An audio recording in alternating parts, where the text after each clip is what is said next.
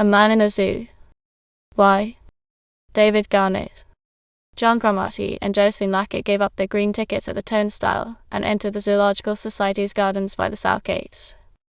It was a warm day at the end of February and Sunday morning. In the air there was a smell of spring, mixed with the odors of different animals, yaks, wolves, and musk oxen, but the two visitors did not notice it. They were lovers and were having a quarrel. They came soon to the wolves and foxes, and stood still opposite a cage containing an animal very like a dog.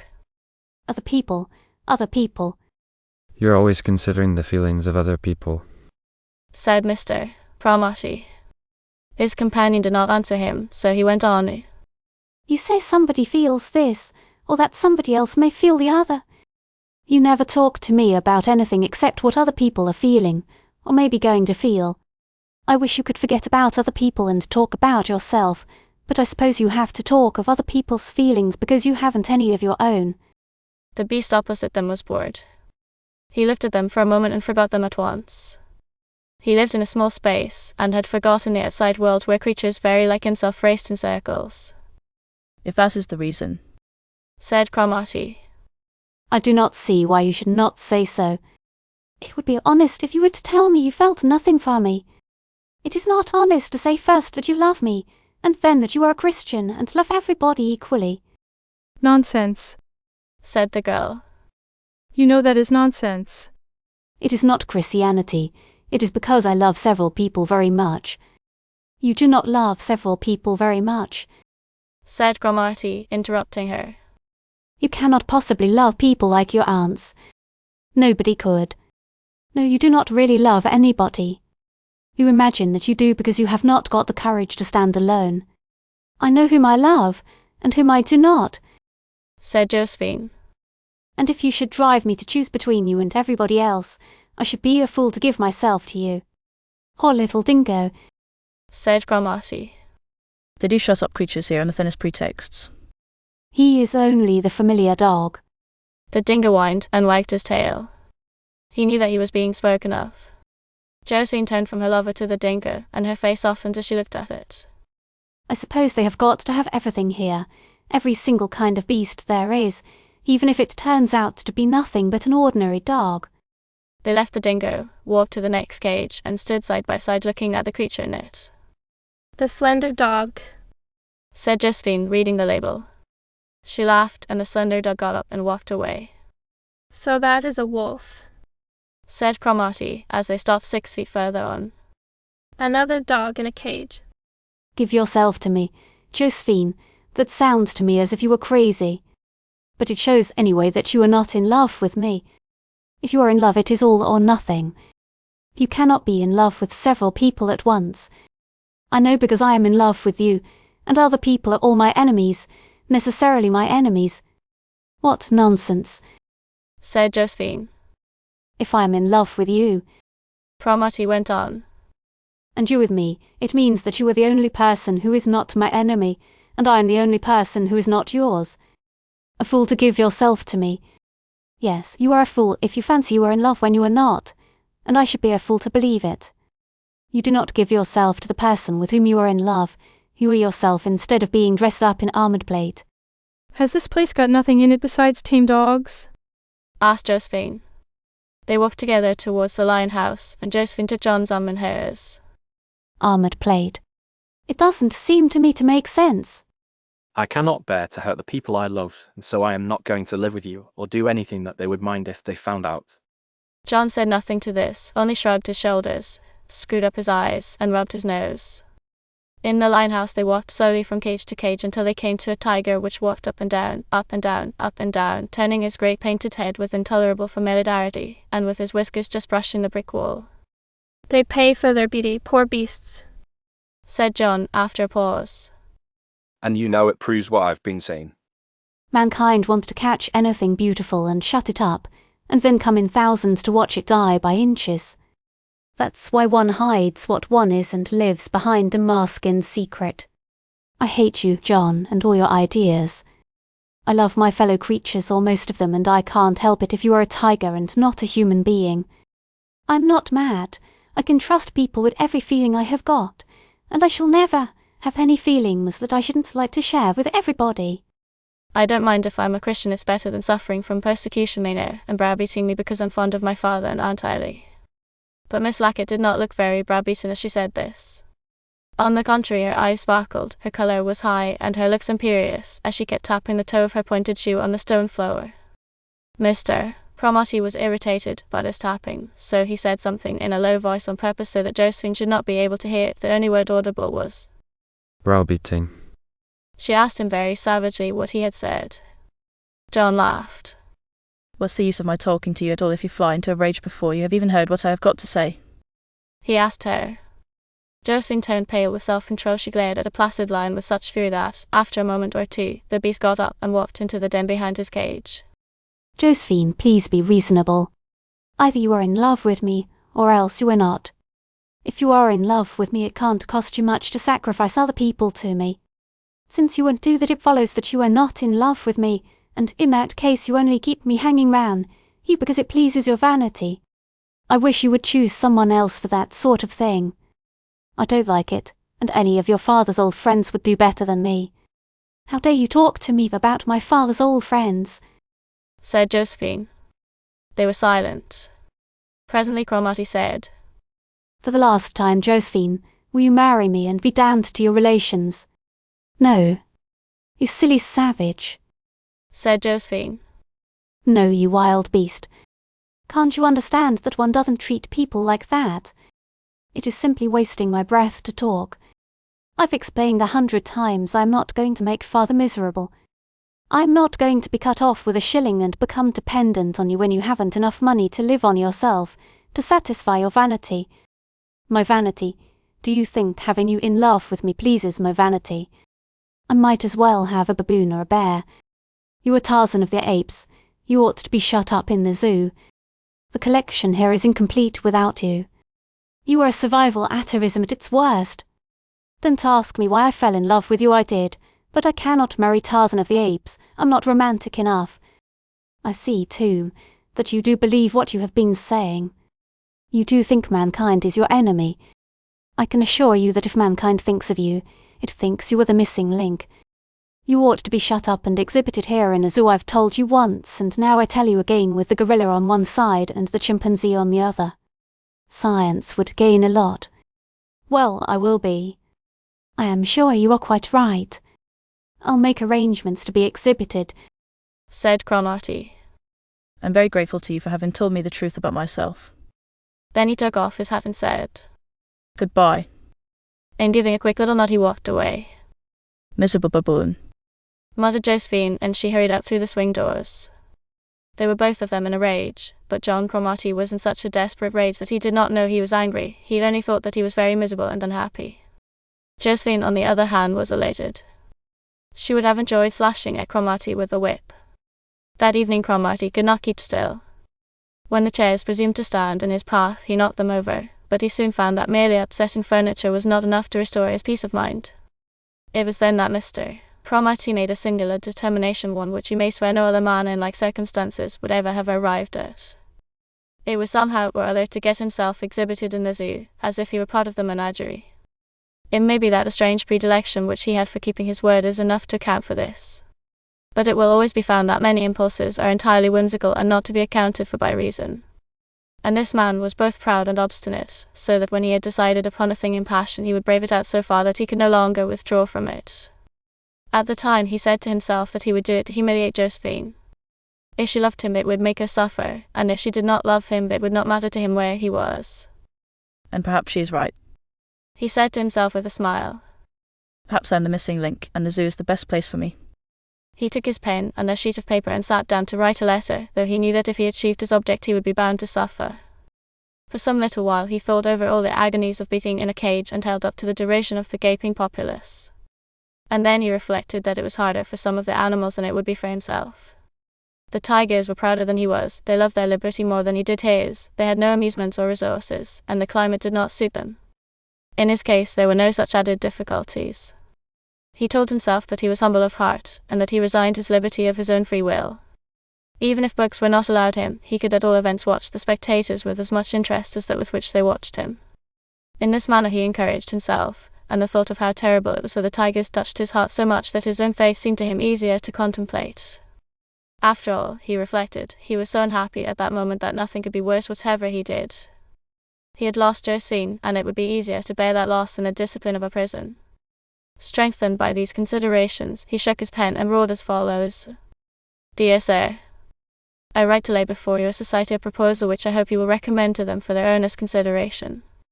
May I say first that I know the Society's gardens well, and much admire them.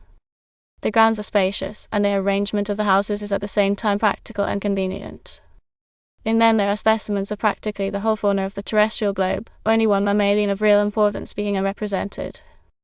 But the more I have thought over this submission, the more extraordinary has it appeared to me. To leave out man from a collection of the earth's fauna is to play Hamlet without the Prince of Denmark. It may seem unimportant at first sight, since the collection is formed for man to look at and study. I admit that human beings are to be seen frequently enough walking about in the gardens, but I believe that there are convincing reasons why the Society should have a specimen of the human race on exhibition. Firstly, it would complete the collection, and secondly, it would impress upon the mind of the visitor a comparison which he is not always quick to make for himself. If placed in a cage between the orang-outang and the chimpanzee, an ordinary member of the human race would arrest the attention of everyone who entered the large ape house. In such a position he would lead to 1,000 interesting comparisons being made by visitors for whose education the gardens do in a large measure exist. Every child would grow up imbued with the outlook of a Darwin, and would become aware not only of his own exact place in the animal kingdom, but also in what he resembled, and in what he differed from the apes. I would suggest that such a specimen be shown as far as possible in his natural surroundings as he exists at the present time, that is to say in ordinary costume, and employed in some ordinary pursuit. Thus his cage should be furnished with chairs and a table and with bookcases. A small bedroom and a bathroom at the back would enable him to retire when necessary from the public gaze. The expense to the Society need not be great. To show my good faith I beg to offer myself for exhibition, subject to certain reservations which will not be found of an unreasonable nature. The following particulars of my person may be of assistance. Race Scottish. Height 5 feet 11 inches. Weight 11 stone. Hair dark. Eyes are blue. Nose aquiline. Age 27 years. I shall be happy to furnish any further information which the Society may require. I am, sir, your obedient servant, John Cromartie. When he had gone out and posted this letter, Mr. Cromartie felt at peace, and he prepared for the reply with much less anxiety than most young men would have felt in such a situation. It would be tedious to describe at any length how this letter was received by a deputy in the absence of the secretary, and how it was by him communicated to the working committee on the following Wednesday. It may, however, be of interest to note that Mr. Cromartie's offer would in all probability have been rejected had it not been for Mr. Wallop. He was a gentleman of advanced years who was not popular with his fellow members. Mr. Cromartie's letter, for some reason, threw him into a paroxysm of rage. This was a deliberate insult, he declared. This was no laughing matter. It was a matter which must and should must, without question, be wiped out by legal proceedings. It would expose the Society to ridicule if they took it lying down.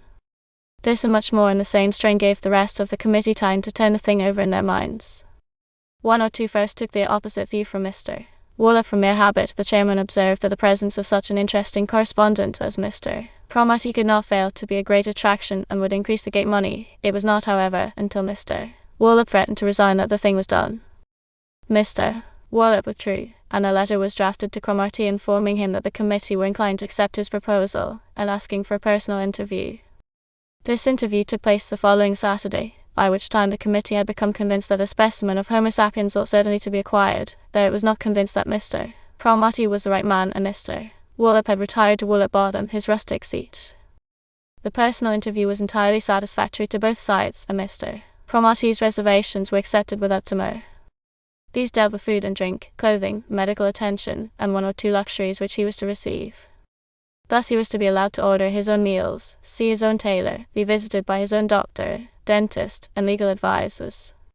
He was to be allowed to administer his own income, which amounted to about £300 a year. Neither was objection to be raised to his having a library in his cage, and writing materials. The Zoological Society on their side stipulated that he should not contribute to the daily or weekly press, that he should not entertain visitors while the gardens were open to the public, and that he should be subject to the usual discipline, as though he were one of these ordinary creatures. A few days served to prepare the cage for his reception. It was an ape house, behind which a larger room was furnished for his bedroom, with a bath and lavatory fixed behind a wooden partition. He was admitted on the following Sunday afternoon and introduced to his keeper Collins, who also looked after the orangutan, the gibbon, and the chimpanzee. Collins shook hands and said that he would do all he could to make him comfortable, but it was obvious that he was embarrassed, and strangely enough this embarrassment did not diminish as time went on. His relations with Cromartie had always remained formal, and were characterized by the most absolute politeness, which, needless to say, Cromartie scrupulously returned. The cage had been thoroughly cleansed and disinfected, a plain carpet had been laid down, and it was furnished with a table where Cromartie had his meals, an upright chair, an armchair, and at the back of the cage a bookcase. Nothing but the wire netting front and side separating him from the chimpanzee on one side, and the orangutan on the other, distinguished it from a gentleman's study. Greater magnificence characterized the furniture of his bedroom, where he found that he had been provided with every possible comfort. A French bed, a wardrobe, a cheval glass, a dressing table with mirrors in gilt and satin wood combined to make him feel at home. John Cromartie employed Sunday evening in unpacking his belongings, including his books, as he wished to appear an established institution by the time visitors arrived on the Monday. For this purpose he was given an oil lamp, as the electric wiring had not been completed for the cage. When he had been busy for a short time he looked about and found something very strange in his situation. In the dimly lit cage on his right the chimpanzee moved uneasily. On the other side he could not see the orangutan, which must have been hiding in some corner. Outside the passage was in darkness. He was locked in. At intervals he could hear the cries of different beasts, though he could rarely tell which it was from the cry. Several times he made out the howl of a wolf, and once the roar of a lion. Later the screaming and howling of wild animals became louder and almost incessant. Long after he had arranged all his books in the shelves and had gone to bed, he lay awake listening to the strange noises. The clamor died away, but he lay waiting for the occasional laugh of the hyena or the roar of the hippopotamus. In the morning he was woken early by Collins, who came to ask him what he would have for breakfast and during the day, and added that workmen had come to fix a board at the front of his cage. Cromartie asked if he might see it, and Collins brought it in. On it was written, ++ Homo sapiens. Man male sign. This specimen, born in Scotland, was presented to the Society by John Cromartie, Esq. Visitors are requested not to irritate the man by personal remarks. ++. When Cromartie had had breakfast there was very little to do. He made his bed and began reading. The Golden Bough. Nobody came into the ape house until 12 o'clock. When two little girls came in they looked into his cage, and the younger of them said to her sister, What monkey's that? Where is it? I don't know, said the elder girl. Then she said, I believe the man is there to be looked at. Why, he's just like Uncle Bernard, said the little girl. They looked at Cromartie with an offended stare, and then went on at once to the orangutan, who was an old friend. The grown-up people who came in during the afternoon read the notice in a puzzled way, sometimes aloud, and more than once after a hurried glance they went out of the house. They were all embarrassed except a jaunty little man who came in just before closing time. He laughed and laughed again, and finally he had to sit down on a seat, where he sat choking for 3 or 4 minutes, after which he took off his hat to Cromartie and went out of the house saying aloud, Splendid. Wonderful. Bravo.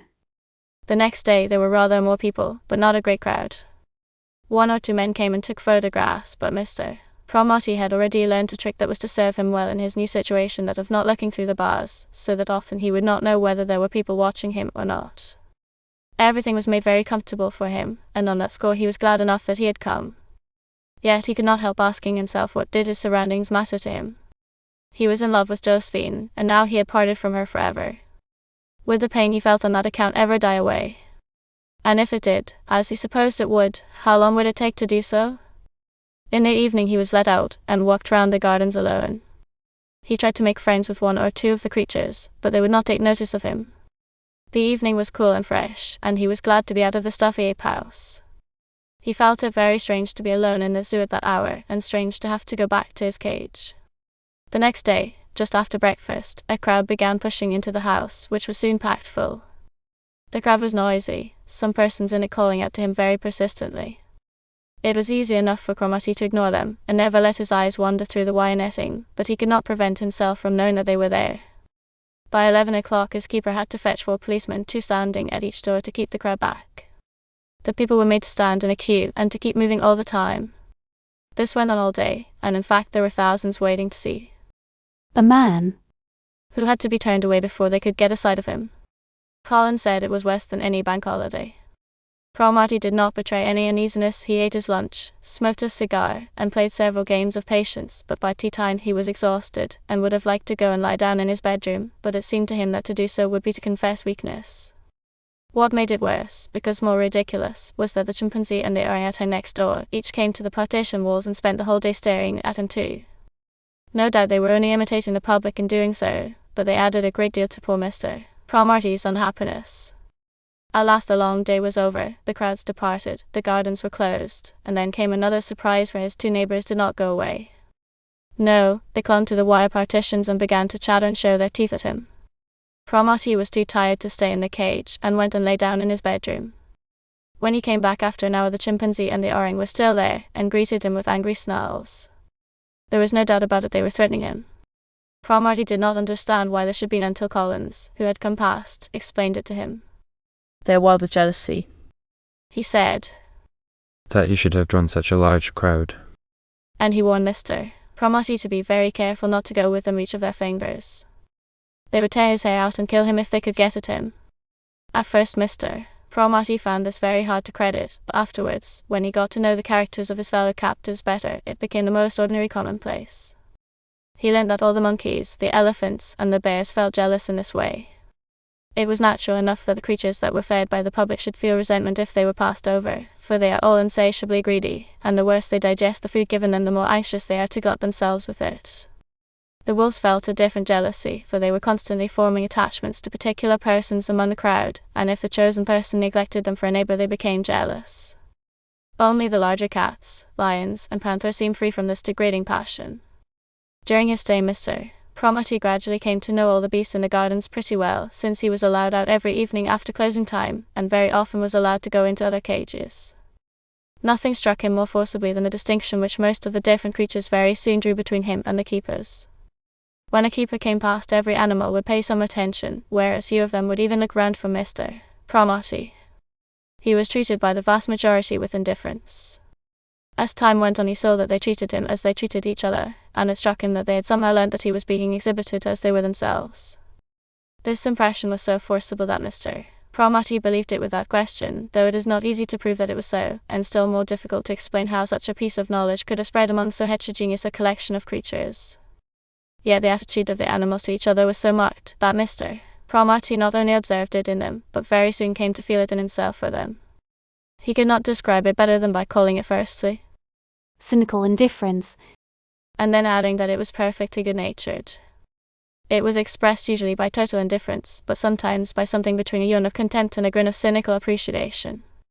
It was just in these slight shades of manner that Mr. Cromartie found the animals interesting. Naturally, they had nothing to say to him, and in such artificial surroundings their natural habits were difficult to ascertain, only those living in families or colonies ever seeming perfectly at their ease, but they all did seem to reveal something of themselves in their attitude to each other. To man they showed quite different behaviour, but in their eyes Mr. Cromartie was not a man. He might smell like one, but they saw at once that he had come out of a cage. There is in this a possible explanation of the often recorded fact that it is particularly easy for convicts to make friends with mice and rats in prison. For the rest of that week crowds collected round the New Ape House every day, and the queue for admittance was longer than that at the pit of Drury Lane Theatre on a first night.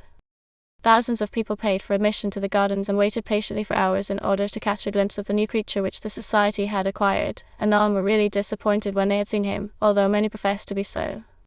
For everyone went away with what people are most grateful for having, that is, a new subject for conversation, something that everyone could discuss and have an opinion about, viz. The propriety of exhibiting a man.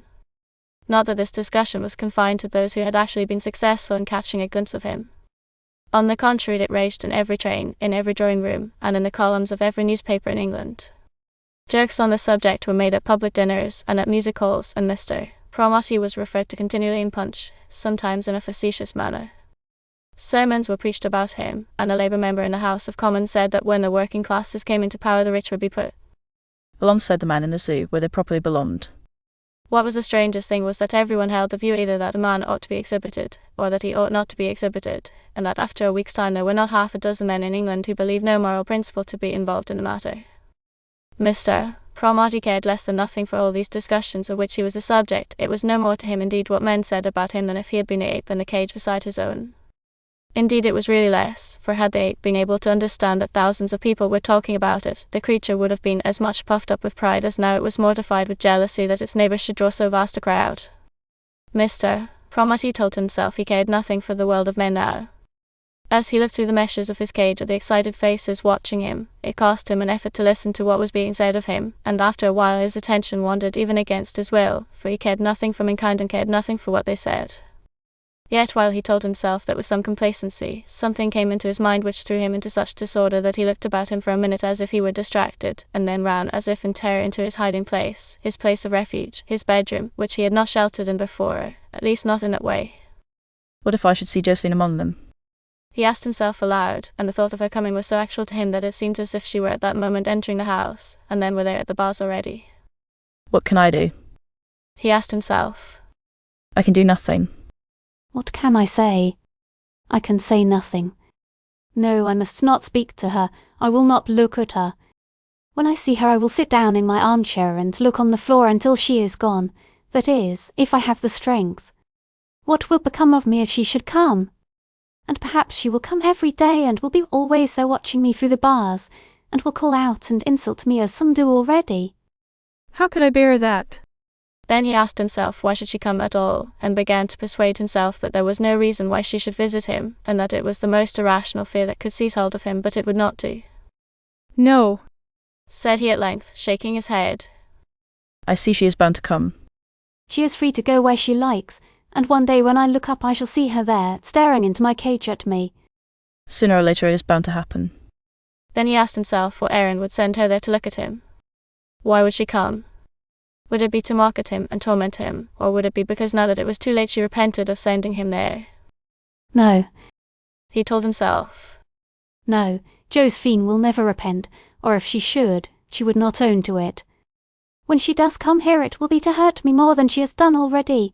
She will come to torture me because it amuses her and I am at her mercy. Oh God, she has no mercy in her. At this Mr. Cromartie, who was so proud only a half-hour ago, saying he cared nothing for mankind now and nothing for what they said, began to cry and whimper like a baby, staying hidden all the while in his little bedroom. He sat there on the edge of his bed with his face buried in his hands for a quarter of an hour, and the tears running through his fingers. And all the while he was busy with this new fear of his, and saying to himself first that his life was no longer safe, that Josephine would bring a pistol and shoot him through the bars, and then his thoughts fetching about, that she cared nothing for him, and would not come to hurt him, but from mere love of notoriety, and to get herself talked about by her friends or in the newspapers. At last he pulled himself somewhat together, washed his face and bathed his eyes, and then went back into his cage, where you may be sure the crowd was pretty impatient to see him after being kept waiting so long. Once again you could see how this Mr. Cromartie Cared nothing for mankind and what they said. For the moment that he stepped into his cage in full view of the public, from being an abject creature with his face comically twisted up to keep back his tears, he became at once quite calm and self-possessed and showed no trace of any feeling. Yet did this assumed calm show that he cared nothing for mankind? Was it because he cared nothing for mankind that he made these efforts, swallowing down the lump that was risen in his throat, holding back the tear that would have started to his eye, and strolling in with a serene smile, then knitting his brows with an affectation of thought, and was all this because he cared nothing for mankind? The strange thing was that Mr. Cromartie should have taken 3 weeks to think that Josephine would suddenly come and pay him a visit.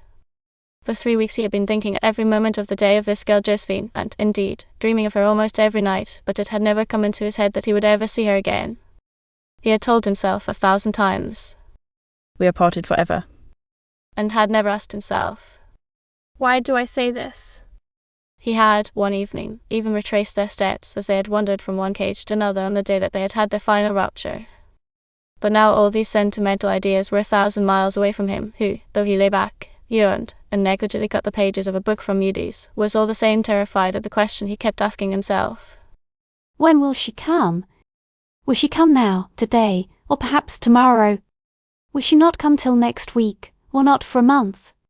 And his heart shrank within him as he understood that he would never know when she was coming, and he would never be prepared for her. But with all this flutter Mr. Cromartie was like a countryman coming into town a day late for the fair, for Josephine had already paid him a visit that day 2 hours before he had ever thought that she might do so. When she had come, Josephine did not know at all certainly why she found herself there. Every day since she had heard of the Loathsome thing John had done, she had vowed that she would never see him again, and would never think of him again. Every day she spent in thinking of him, and every day her anger drove her to walk in the direction of Regent's Park, and all her time was occupied in thinking how she could best punish him for what he had done. At first it had been insupportable for her. She had heard the news from her father at breakfast while he was reading the Times, and had learnt it in fragments as he chanced to read it out to her while she sat silent with the coffee machine and the egg machine in front of her, for her father stickled for his eggs being boiled very exactly. When breakfast was over she found the Times and read the account of the startling acquisition by the zoo authorities. She told herself then that she could never forgive or forget the insult to which she had been subjected, and that while she sat at breakfast she had grown an old woman. As time went on, Josephine's fury did not slacken, no, it became greater, and it passed through a dozen or more phases every day.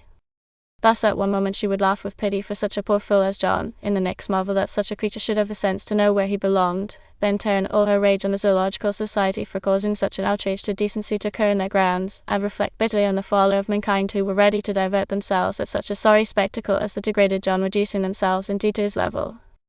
Again she would exclaim at the vanity which led him to such a course. Anything would do so long as he got himself talked about. No doubt he would see that she, Josephine, was talked about too. Indeed, John, she declared, had done it solely to affront her. But he had gone the wrong way to work if he thought he would impress her. She would indeed go to see him and show him how little she cared for him. No, what was better, she would go visit the other 8 next door to him. That was the way by which she could best show him her indifference to him, and her superiority to the vulgar mob of sightseers. Nothing would induce her to look at such a base creature as John. She could not regard his action with indifference. It was a calculated insult, but fortunately he would alone suffer for it, for as for herself she had never cared in the least for him, and her complete indifference was not likely to be ruffled by his latest escapade. Indeed, it meant no more to her than any other creature being exhibited. Thus Miss Lackett drove round and round in circles, vowing vengeance at one time and the next moment swearing that it was all one to her what he did. She had never cared for him, and never would. But do as she might, she could think of nothing else. At night she lay awake saying to herself first one thing and then another, and changing her mind 10 times for every time she turned her head on the pillow, and thus she spent the first 3 or 4 days and nights in misery. Yet in all this there was something that wounded Miss Lackett more even than the fact itself, and that was the consciousness of her own worthlessness and vulgarity. Everything she felt, everything she said, was vulgar. Her preoccupation with Mr. Cromartie was vulgar, and every emotion connected with him which she now felt was degrading.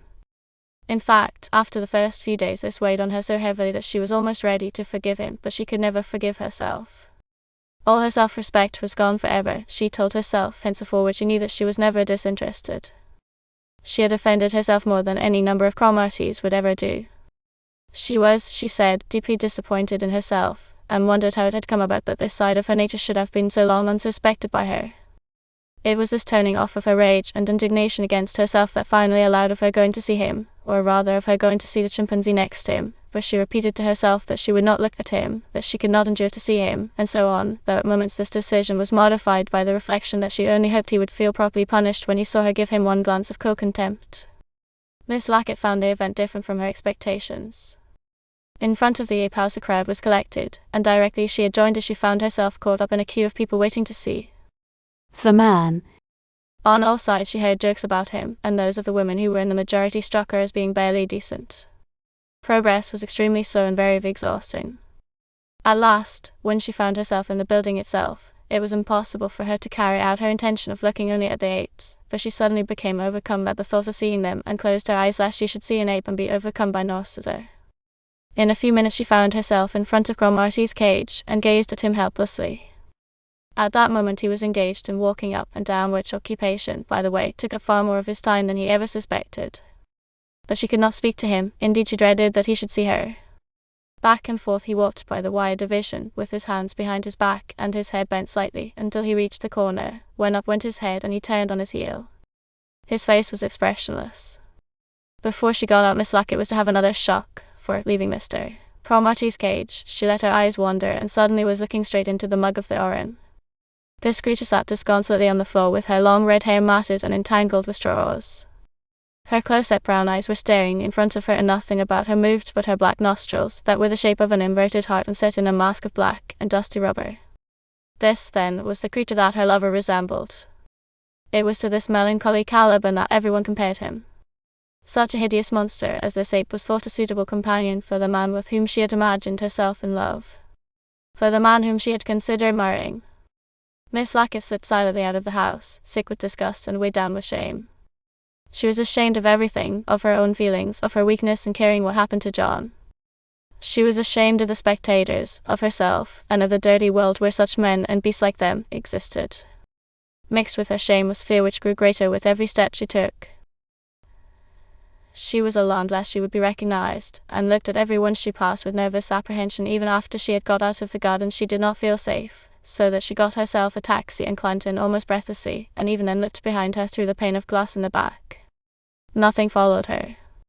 Thank God, it is all right. There is no danger, she said to herself, though what the danger was of which she spoke she could not have said. Perhaps she was afraid that she might be shut up in a cage herself. The next day Miss Lackett had somewhat shaken off the painful impressions caused by her visit, and her chief emotion was a sensible relief that it had turned out no worse. Never again, she said to herself, shall I be guilty of such folly. Never again, she repeated. Need I run such an awful risk? Never again shall I think of that poor fellow, for I shall never need to. Out of justice to him I had to see him, even though at a distance, and without his seeing me. It would have been cowardly not to have gone. It would not have been in keeping with my character. But it would be cowardice in me to go again. It would be weak. After all I had to indulge my curiosity, it would have been fatal to have suppressed it. Now I know the worst, and the affair is closed for ever. If I were to go again it would be painful to me and unjust to him, for I might be recognized. If he heard that I had been twice it would fill him with false hopes. He might conclude that I wished to speak with him. Nothing could be farther from the truth. I think he is mad. I feel sure he is mad. Talking to him would be like those interviews that people have to have once a year with their insane relatives. But fortunately for me my duty coincides with my inclinations. I ought not to see him, and I abhor the thought of doing so. There is no more to be said. It was not often that Miss Lackett was so consistent in her thoughts, neither, we may add, was she often quite so prim. She managed to repeat such phrases over and over again to herself throughout the week, but somehow she did not succeed in forgetting all about Mr. Cromartie, or even in putting him out of her thoughts for more than an hour or two at a time. On the fourth day after her visit it so happened that General Lackett gave a dinner party at which his daughter acted as hostess. Several of the guests were young, and one or two of them not very well to do. It was natural in these circumstances, as the General had rather thoughtlessly dismissed his chauffeur for the evening, that his daughter should offer to drive some of her young friends home. One of them lived in Frognall, two others in Circus Road, St. John's Wood. On the upward journey Miss Lackett took the ordinary route from Eden Square, that is, by Park Lane, Baker Street, Lord's, and the Finchley Road as far as Frognall, afterwards bringing her other companions back to Circus Road.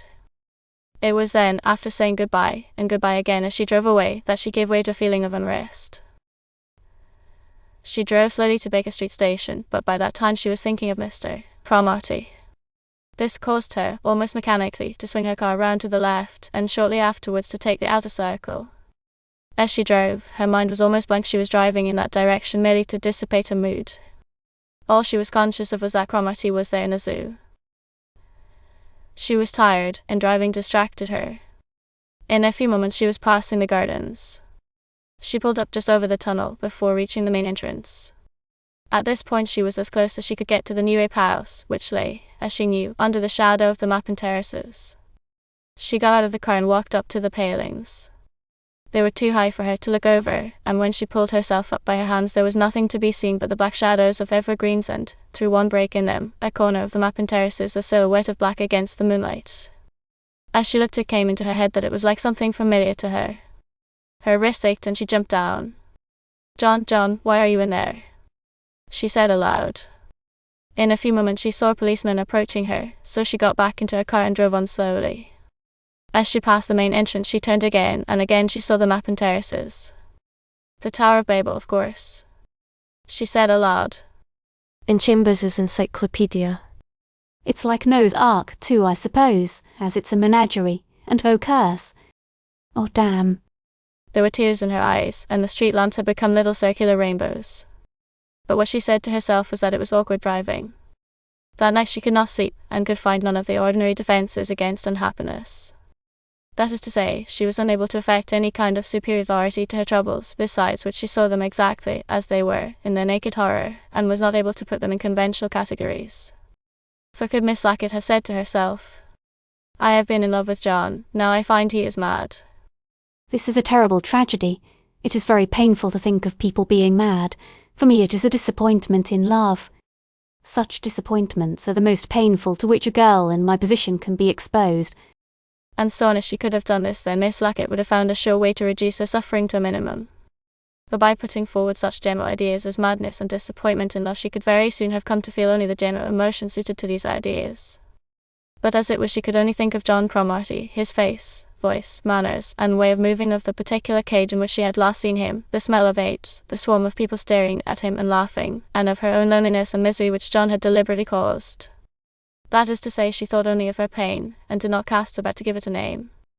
And naming a sorrow is a first step to forgetting it. About 3 o'clock in the morning she got out of bed and went down to the dining room, where she found a decanter of port, another of whiskey, and some Bath olivers. She poured herself out a glass of port and tasted it, but its sweetness disgusted her, so she put it down and helped herself to the whiskey. After she had got down half a wineglass of the spirit, taking it neat as it came from the bottle, she felt much calmer. She drank another glass of it and then went up to her room, threw herself on her bed, and at once fell into a heavy, drunken sleep. During these days Mr. Cromartie had by no means got rid of his apprehensions of seeing Josephine. The thought which tormented him most was that he was at her mercy, that is to say, that she was at liberty to visit him whenever she liked, and to stay away as long as she chose. The material conditions of his life did not change in any degree, though there was no longer a vast crowd anxious to see him at all times, and from 4 policemen 2 were soon thought to be enough to regulate his visitors. After another week the 2 were reduced to 1, but though the crowd was scantier each day, this policeman was left permanently, more as a protection from Mr. Cromartie than anything else, for certain persons had shown themselves very disobliging to him. Indeed, Mr. Cromartie had had to complain on 2 occasions, and that not only of abusive language. But during this time very little had changed in his material surroundings. This is not saying there was no alteration in Mr. Cromartie's state of mind. In that respect there were 2 forces at work. One was that he was now continually thinking of Josephine and expecting a visit from her, and that as his circle of ideas grew smaller in solitude, he became more and more taken up by imagining how she would come, what she would say, and so forth. Thus he was continually rehearsing scenes with Josephine, and this habit interfered with his daily reading and at times even alarmed him about his sanity. In the second place, perhaps because thinking so much of Josephine made him withdraw into himself, he became shy, was annoyed by the spectators, and felt something approaching a repulsion for the animals in the menagerie. This feeling was naturally intensified in regard to his immediate neighbors, the female orang and the chimpanzee. In their case he was indeed only making a slight return for the ill will they bore him, which seemed to increase with every day. Mr. Cromartie was really much to blame for an aggravation of their natural and, one may say, reasonable dislike of him. For not only did he draw a larger crowd than fell to their share, but he persistently ignored them, and so neglected ordinary civilities that he would have made himself exceedingly unpopular had his neighbors been human beings like himself. This was due to a singular defect of imagination in him rather than to natural want of manners, for in ordinary life he always showed himself perfectly well bred. If an excuse can be found for his conduct, it is that he believed that the proper thing for him to do was to ignore the very existence of his neighbors, and also that Collins, his keeper, never set him right on this point. The fact is that Collins was never perfectly easy with Mr. Cromartie, and that he was the kind of man to take offence himself. Indeed, he was more jealous of the feelings of his old favourites, the 2 apes, than he was quite aware of. Besides this, he had lost the gibbon, which had been given to another keeper when Mr. Cromartie had come, and there is no hiding the fact that Collins would have liked to have the gibbon back in Mr. Cromartie's place. For one thing, the ape had given him less work, and for another, it had never been at any time in its life his social superior. Besides that, Collins had, for we should do him justice, a very positive affection for the animal. One evening, after a day passed in a most desultory way, Mr. Cromartie was sitting in his cage sucking his pipe, when suddenly he saw Miss Lackett come into the empty house. This was the evening of the day after her troubled night. In the morning she had resolved to settle the question whether Cromartie were mad or not, to make a judgment on the subject that would be impartial and definitive, for she felt convinced that if she could not settle the question of his sanity one way or the other, there would be no doubt of her losing hers. But when she had got into the garden she found it impossible to see Mr. Cromartie alone. A crowd, though not as large as formerly, was still clustered round the ape house the whole of the morning. Between 1 and 2 there were always some persons before his cage whose presence rendered it impossible for her to speak with him. She saw then that the only thing was for her to wait till last thing at night and to hurry in just at closing time. All this delay upset the arrangements of her day.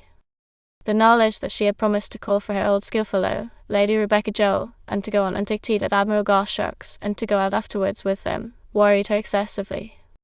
At the last minute she sent messages pleading headache and indisposition, and then found nothing to do until closing time at the zoo. To stay in the gardens for so long was intolerable. To add to her discomfort, the sky clouded over and a sharp storm came on, the air soon being filled with sleet, snowflakes and hailstones. She ran out of the gardens, getting wet as she did so, and it was some moments before she could find a taxi. When once inside, there was the absolute necessity of telling the man where to take her. Baker Street, said she. For Baker Street is a central point from which she could easily go wherever she wished. This was the reason, it will be remembered, that made the great Detective Holmes choose to have his rooms in Baker Street, and today it is still more central. All Matterland is at one's feet. But the time taken between the zoo and Baker Street tube station is short, and Miss Lackett arrived with no clearer idea of where to go or what to do than she had when she first ran out of the gardens. To be sure, the rain had stopped for the time being, as she walked briskly along the Marylebone Road. For she belonged to the order of society which cannot loiter in the street. She marched away without any purpose, wondering what she would do with herself, when on came the storm again with a sudden gush of rain.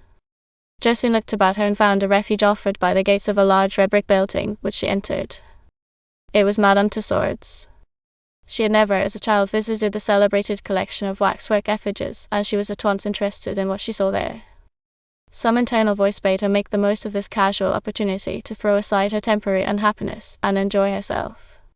She fell into a peaceful state of mind, and for several hours in succession gave herself up to the pleasure of gazing at the formal figures of the most celebrated persons of this and former ages. For the most part they were the great Victorians and dated from last century. There were but few other visitors, but the great saloons are always crowded, and everywhere that she looked she found familiar faces. Josephine had been presented at court, but had not been impressed by the experience. Madame Tussauds seemed to her like a more august presentation at an eternal levee. At one end of the room there were indeed the royal families of Europe in their coronation robes. There was an air of formality, a stiffness, and a constraint in all present which seemed to her natural in guests waiting for their host to come in. And perhaps in another moment a curtain would be brushed aside, and the host of hosts would appear. Josephine did not wait any longer, but ran downstairs to the Chamber of Horrors. Before it seemed possible it was time to go back to the gardens, if she were to see Cromartie before closing time. She walked quickly into the house, and found Cromartie sitting near the front of his cage as if he were expecting to see her. As she came up to the cage he put down the pipe he had been holding in his mouth and stood up, seeming then to overshadow her, the floor of his cage being higher than the corridor in which she stood. Please sit down, she said, and then was silent, finding nothing of all the things she had come to tell him ready to her tongue. He obeyed her. They looked then at each other for some little while in silence. At last Josephine summoned up her resolution and said to him, speaking in a low voice, I think that you are mad. Cromartie nodded his head. He had huddled himself up in his chair and apparently was unable to speak. Josephine waited and said, I was very worried about you, because I thought at first that something I had said to you might have made you behave in this idiotic way. But it is now quite clear to me that even if what I said did have any influence, you were quite mad, and that I need not think about you any more. Cromartie nodded his head again. She noticed with some surprise that he was weeping, and that his face was wet with tears which were falling onto the floor of his cage. The sight of his tears and his determined silence made her harden her heart. She felt suddenly angry. The bell began ringing for closing time, and she heard someone, probably the policeman, with his hand on the door talking to another man outside. Josephine turned away, but a moment afterwards came back to the cage. Cromartie was walking away from her, blowing his nose. You must be mad, she called after him. Then the door opened and the policeman came in. Hurry up, miss, or you'll have to stay here all night, and you know that would never do, she heard him say as she hurried away. Though Josephine's visit had been painful, it did not succeed in distressing Cromartie for very long. Indeed, after a short time he recovered himself completely, and reasoning upon what she had said, and the reasons of her coming at all, he found much with which to comfort himself. In the first place, all the secret doubts he had had in the last week of his own sanity were now dissipated. He was not going to believe that he was mad, he said to himself, simply because Josephine Lackett told him so. Besides which, he felt sure that she only affirmed that he was mad because it suited her to believe it. If he were actually insane, it would relieve her of any necessity of thinking of him, and that she had felt any such necessity to exist was in itself extremely gratifying. Furthermore, he felt certain that if Josephine had really been convinced of his insanity, she would not have paid him a visit in order to tell him of it.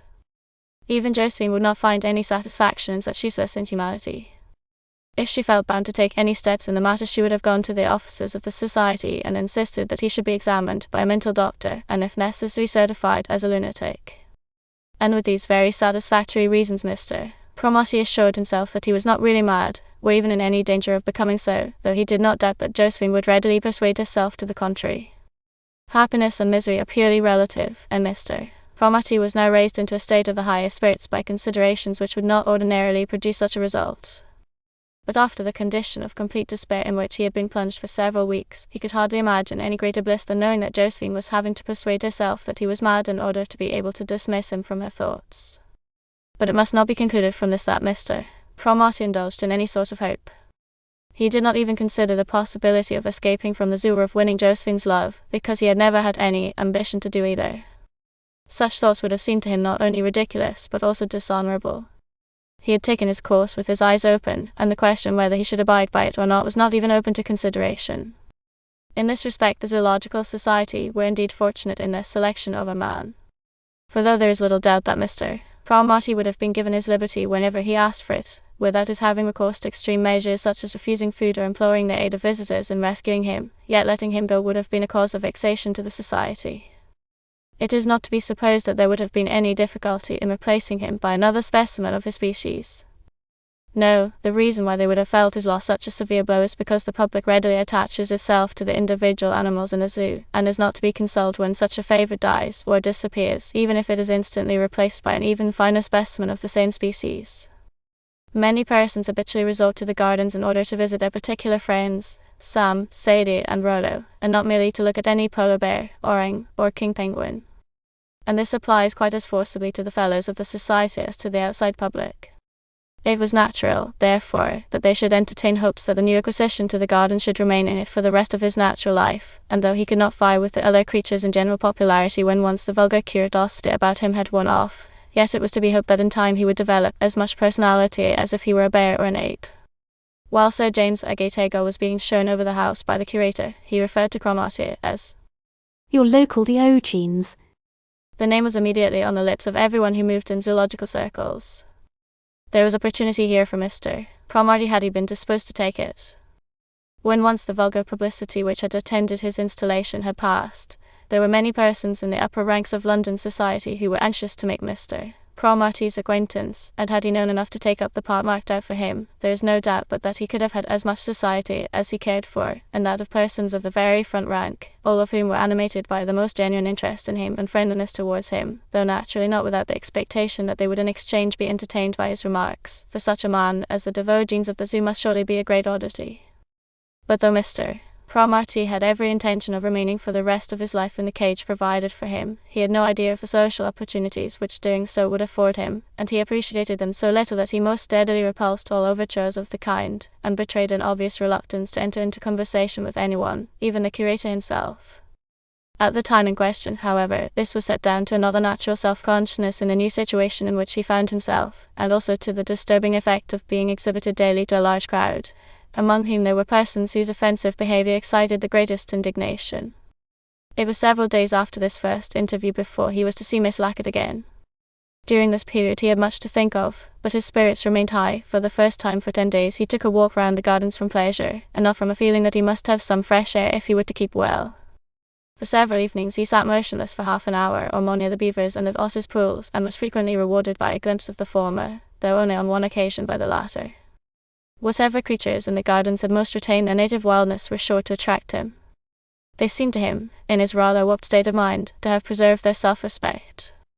It was to accomplish this in his own particular case which was his chief concern, though of course he was perfectly well aware that it did not consist in behaving with any shyness. On the contrary, Mr. Cromartie's self-respect depended upon his maintaining an appearance of unruffled calm, together with the utmost civility in all his relations with those with whom he had any business. One evening, as he was watching for the foxes, the keeper of the small cat's house came up to him and entered into conversation. After a few trivial remarks which served their ordinary purpose, that is, they let Mr. Cromartie know that the keeper was a pleasant fellow and well disposed to him, he said, I think it would be a good plan if you were to make a pet of one of the animals, that is, if you would like to. It seems a waste for you to be here and not make one of the out-of-way kind of pets. Mr. Cromartie had been thinking that day that perhaps the greatest disadvantage under which he lay in his situation was that he could not have any familiar friend. His former life had been utterly renounced and was now closed to him, so that it was no use his looking backwards for one. At the same time, he was so utterly cut off from the ordinary run of humanity that he would not care to risk having any intercourse with his fellows lest he should be exposed to pity or to an offensive curiosity. The suggestion of this keeper could not have come at a better time, for he saw that though he might not care for a pet, he might make a friend. In any case, he reflected, equality of circumstances is an excellent basis for any acquaintanceship, and he could nowhere share the circumstances of an animal's life so well as he could here in the zoo. Had he gone into a tropical jungle, it would have been no closer, for there, though the animals would have been at home, he would not. He followed the keeper into the small cat house, and talked with him for a little while longer. It so happened that one of the beasts directly under the care of this man had attracted Mr. Cromartie when he went into the house before. For in the caracal he saw an unhappiness to match his own combined with beauty. The caracal, poor creature, never stopped moving, holding its face to the bars of its little cage. It moved back and forth with tireless rapidity, and a monotony which seemed inspired by unutterable sorrow. At his request, the keeper now took out the caracal for him to speak to it. For several days after this, Mr. Cromartie never failed to pay the caracal a visit every evening, and while making very few overtures to it, he showed the creature that he was more disposed to be friendly than most of its fellow captives. This persistence was not thrown away, for after 5 or 6 days the caracal would stop his sad motions before his bars when Cromartie came in, and would look after him with evident regret when the time came for him to go away. The keeper, on his side, was mightily pleased at his caracal's getting such a companion, and perhaps the more so as it was not his own favourite in particular. The man gave himself all the credit for advising Mr. Cromartie to make a pet of some beast or other. It was not long before he spread the news of it, telling the curator and others of the staff who might be interested. The upshot of all this was that one evening as Cromartie was sitting reading, locked in for the night, suddenly he heard the door unlocked and beheld the curator come to pay him a visit. Oh, I just stepped in, Mr. Cromartie, said the curator in the most friendly way. For a word or two. The keeper of the small cat's house tells me that you have made quite a pet of the caracal. At these words Cromartie turned a little pale, and said to himself, The fat is in the fire now. He is going to forbid us continuing our friendship. I ought to have expected it. The next words the curator said quite undeceived him, for he went on, Now how would you like, Mr. Cromartie, to have that fellow in your room with you here, I mean? You need not have him unless you like, of course, and you need not keep him a day longer than you want to. I am not trying to save space, I assure you. Mr. Cromartie accepted the suggestion thankfully, and it was agreed that the caracal should come and pay him a trial visit for a few days. The next evening he went as usual to the small cat house, but this time when the caracal was let out he invited him to come back with him, and with very little demur the creature followed him and then walked with him by his side, and then, his confidence increasing, the cat ran before him a few yards, stopping every now and then as if to ask him, Which way shall we go now, comrade? Then as Cromartie came up with him, he shook the tassels of his tufted ears and again ran on before. You may be sure that the poor caracal did not suffer from nostalgia for his little cage.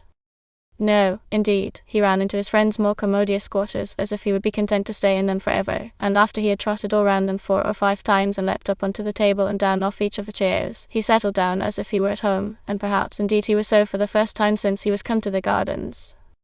This pretty kind of cat, for such he found the caracal to be not but what it had some virtues for which cats are not usually famous, proved a very great solace to him in his captivity. For the creature had 1,000 playful tricks and pretty ways which were a delight to him. For so long he had not been able to see anything all day except his neighbours the sordid apes, and the staring faces of a crowd which seemed to share all the qualities of those apes, and with less excuse for being there, that it was a rare kind of happiness for him to have a graceful and charming creature beside him. Moreover, it was his companion, the friend of his choice, and the sharer of his misfortunes.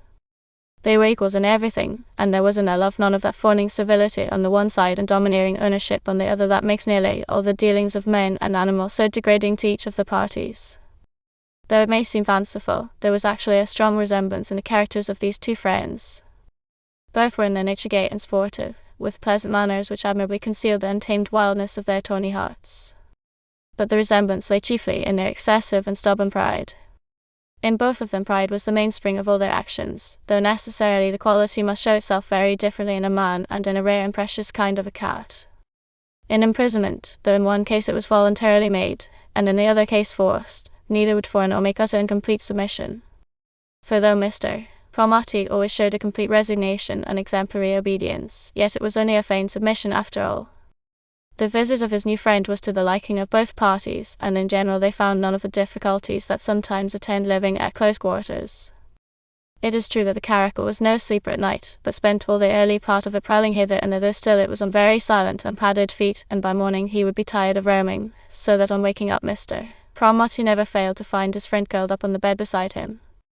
In all their relations the man never attempted to exercise any authority over the beast. If the caracal wandered away he did not call him back, nor did he try to tempt him with any tidbits from his table, nor by rewards of any sort trained him to new tricks. Indeed, to look at them both together it would seem as if they were unaware of each other's presence, or that nothing but a total indifference existed between them. Only if the caracal trespassed too far on his patience, either by eating his food before he had finished, or by playing with his pen if he were writing, would he swear at him or give him a little cuff to show his displeasure. Once or twice on such occasions the caracal bared his teeth at him and stretched out his sharp and wicked claws, but yet he always thought again before using them on his big, slowly moving friend. Once or twice, of course, as might have been expected, Mr. Cromartie got scratched, but this was done in play or was merely accidental. Indeed, it almost always was when the caracal, leaping up from the ground upon his shoulder, held on lest he should overbalance. Only once was this at all serious, and then because the caracal, trying a higher jump than usual, landed on his head and the nape of his neck. Mr. Cromartie cried out in surprise and pain, and the caracal drew in his claws instantly, and by purring and many affectionate rubbings of his body against his friend, sought to make amends for his misdeed. Mr. Cromartie was bleeding from 10 dagger wounds on his scalp, but after the first moment he spoke gently to the cat and forgave him fully. All this was, however, nothing when weighed against the happiness he had in having a companion to be with him in his captivity, and a companion who was so much the happier for having him. At Cromartie's request the caracal was now installed permanently with him, and another board was attached to the front of the cage, beside his own. It bore the inscription, ++, Caracal, Valley's Caracal, Male Signorak, presented by Squadron N, RAF, Basra, ++. There were no pictures attached of either man or caracal, as it was taken for granted that visitors would be able to distinguish them. The public showed a great appreciation of the man sharing his cage with an animal, and Mr. Cromartie suddenly became, what he had not been before, extremely popular. The tide turned, and everybody found charming the person who had so scandalized them. Instead of ill-natured remarks or even insults, Mr. Cromartie's ears were assailed with cries of delight. This change was certainly one for the better, though Mr. Cromartie reflected that in time it might become as tedious as ill-natured remarks had been formerly.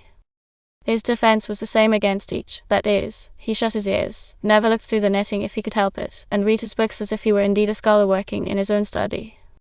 He was sitting in this way reading, Wilhelmmeister, with his companion the caracal at his feet, when he suddenly heard his name called and looked up. There was Josephine, standing before him, looking in at him, her face pale, her mouth rigid, and her eyes staring. Up jumped Mr. Cromartie, but as he was surprised his self-control was gone for an instant. My God! What have you come for? He asked her in agitated tones. Josephine was taken aback for a moment by this greeting, and as he strode to the front of his cage, stepped back away from him. For the moment she was confused. Then she said, I have come to ask you about a book. The second volume of Les Liaisons Dangereuses. Aunt Eileen is fussing about it. She says the plates make it a very valuable addition. She suspects me of reading it too, and thinks it unsuitable. As she spoke, Cromartie began laughing, screwing up his eyes and showing his teeth. So my forgetfulness has got you into a scrape, has it? He asked. Then, I'm most awfully sorry. I've actually got it here. I'll post it to you tonight. I can't slip it through the wire netting, unfortunately. That's one of the drawbacks of living in a cage. Josephine had not seen Cromartie looking so charming for a long time. Her own expression changed also, but she still remained shy and awkward, and was obviously afraid of someone coming into the ape house and finding them together talking. For a moment or two they were silent. She looked at the caracal and said, I read in the paper about your having a companion. I expect it is a very good plan. You are looking better. I've been having bronchitis, and have been laid up for a fortnight since you saw me last. But as Josephine spoke, Cromartie's face clouded over again. He noticed her awkwardness and was annoyed by it.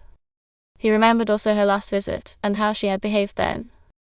Recollecting all this, he frowned, drew himself up, rubbed his nose rather crossly, and said, You must realize, Josephine, that seeing you is excessively painful to me. In fact, I am not sure I can endure being exposed to the danger of it any longer. Last time you came to see me for the purpose of informing me that you think I am mad. I don't think you are right, but if I cannot guard myself from seeing you, I dare say I shall go mad. I must therefore ask you in the interests of my own health, if for nothing else, never to come near me again. If you have anything to say of an urgent nature, if there should be another book of yours, or any reason of that sort, you can always write to me. Nothing you can say or do can be anything but extremely painful and exhausting, even if you felt kindly disposed towards me, but from your behaviour I can only conclude you want to give me pain and come here to amuse yourself by hurting me. I warn you I am not going to submit to being tortured. I've never heard such nonsense, John. I hoped you were better, but now I am sure you really are mad, said Josephine. I've never been spoken to in such a way. And you imagine that I of all people want to see you. Well, I forbid your coming to see me in the future, said Mr. Cromartie. Forbid. You forbid? Cried Josephine, who was now furious with him. You forbid me to come. Don't you realize that you are being exhibited? I, or anyone else who pays a shilling, can come and stare at you all day. Your feelings need not worry us, you should have thought of that before. You wanted to make an exhibition of yourself, now you must take the consequences. Forbid me to come and look at you. Good heavens! The impertinence of the animal! You are one of the apes now, did you know that? You put yourself on a level with a monkey, and you are a monkey, and I, for one, am going to treat you like a monkey. This was said in a cold, sneering sort of way that was altogether too much for Mr. Cromartie. The blood flew to his head, and with a face distorted with almost insane rage he shook his fist at her through the bars. When at last he was able to speak, it was only to tell her in an unnatural voice, I shall kill you for that. Confound these bars. They have some advantages, said Josephine coolly. She was frightened, but as she spoke Mr. Cromartie lay down on the floor of his cage, and she saw him stuff his handkerchief into his mouth and bite it till there were tears in his eyes, and sometimes he fetched a deep groan as if he were near his end. All this frightened Josephine more even than his threatening that he would murder her. And seeing him rolling there as if he were in a fit made her repent of what she had said to him, and then she came right up to the netting of his cage and began to beg him to forgive her and to forget what she had said. I did not mean one word of it, dearest John, said she in a new and altered voice, which scarce reached to him, it was so soft. How can you think I want to hurt you when I come to this wretched prison of yours to see you because I love you, and cannot forget you in spite of all that you have done only on purpose to hurt me? Oh, go away, if you have any pity left in you, said John. His own voice was now come back to him, but he sobbed once or twice between his words. Meanwhile the caracal, who had watched all the scene and listened to it with a great deal of wonder, now came up to him and began to comfort him in his distress, first sniffing at his face and hands and then licking them. And before anything more could be said between Josephine and John, the door opened and a whole party of people were coming to see the apes. At that Josephine went out of the house and out of the gardens, and getting into a cab went straight home, all as if she were in a nightmare. As for Mr. Cromartie, he struggled quickly onto his feet and hurried out of his cage into his hiding place to wash his face, comb his hair, and compose himself a little before facing the public, but when he went back the party were gone away, and there was only his caracal staring at him and asking him, as plain as words, What is the matter, my dear friend? Are you all right now? Is it over? I am sorry for you, although I am a caracal and you are a man. Indeed, I do love you very tenderly. There was only the caracal when he went back into his cage, only the caracal and Wilhelm Meister, lying on the floor. That night Miss Lackett suffered every torment which love can give, for her pride seemed to have deserted her now when she most wanted it to support her, and without it her pity for poor Mr. Cromartie and her shame at her own words were free to reduce and humble her utterly. How can I ever speak to him again? She asked herself.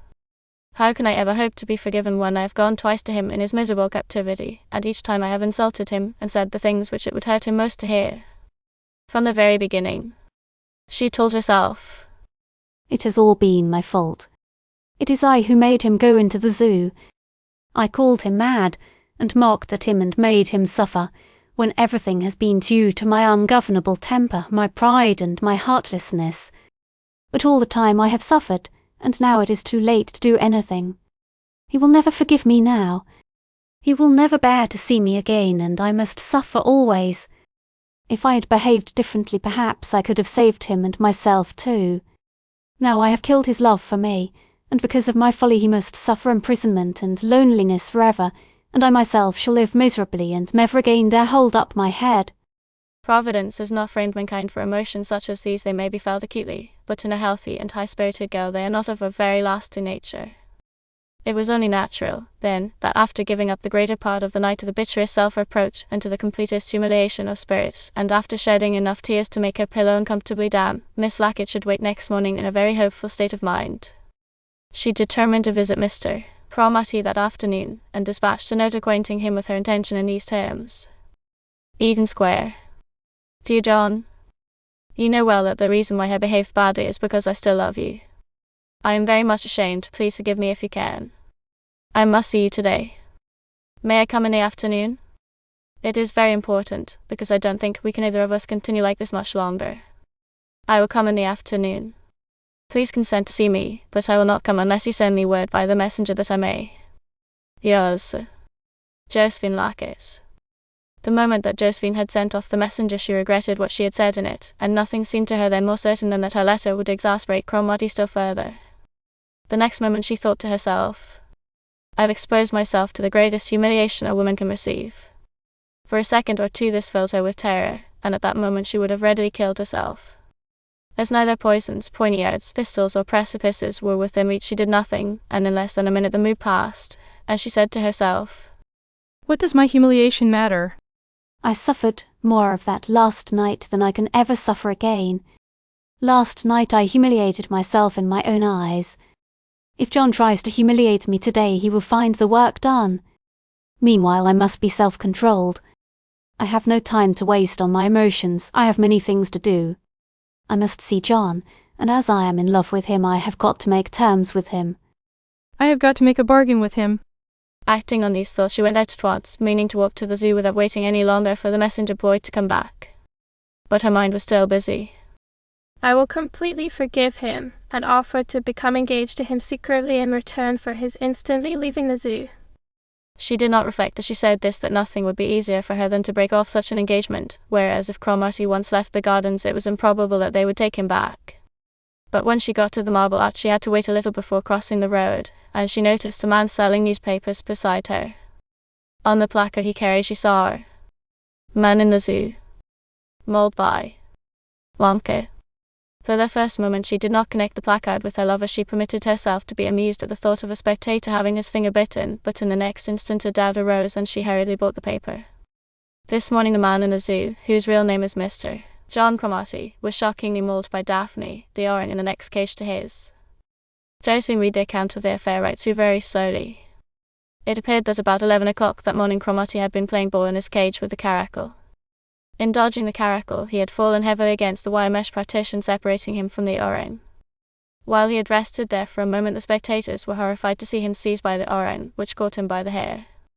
Mr. Cromartie had put up his hands to prevent his face being scratched, and the orang had managed to get hold of his fingers and had cracked the bones of them. Mr. Cromartie had shown great courage and had succeeded in freeing himself before the arrival of the keeper. 2 fingers were crushed and the bones fractured. He had sustained several severe scalp wounds and a scratched face. His only danger to be feared was blood poisoning, as the injuries inflicted by apes are well known to be peculiarly venomous. On reading this, Josephine suddenly remembered how the king of Greece had died from the effects of a monkey bite, and she became more and more alarmed.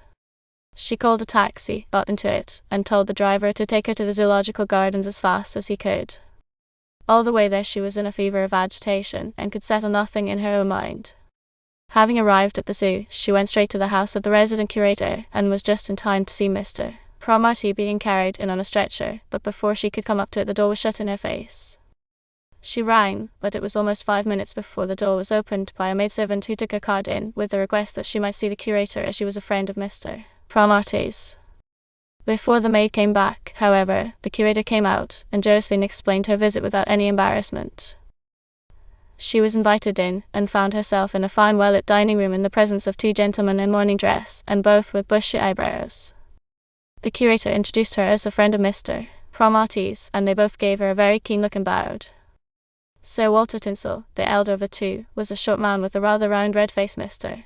Ogilvy, a taller, youngish man, with a skin like parchment, and a glass eye into which she found herself staring. How is the patient? Asked Josephine, falling at once into that state of mind which is produced by the presence of distinguished medical men, and particularly surgeons, a state of mind, that is, of almost complete blankness, when however upset one may have been the moment before, one finds all emotion suspended, or swallowed up in fog. All the faculties at such a moment are concentrated on behaving with an absurd decorum. It is a little too early to say, Miss Lackett, replied Sir Walter Tinsel, who was filled with curiosity to find out more about her. My friend Mr. Ogilvy has just amputated a finger. In my opinion, it would have been running an unjustifiable risk not to have done so. There were several minor injuries, but happily they did not require such drastic measures. May I ask, Miss Lackett, without impertinence, if you have known Mr. Cromartie long? You are, I understand, a personal friend, a close and dear friend of Mr. Cromartie's. Miss Lackett opened her eyes rather wide at this remark, and replied, I was naturally anxious. Yes, I am an old friend of Mr. Cromartie's and, if you like, a close friend. She laughed. Is the danger of blood poisoning?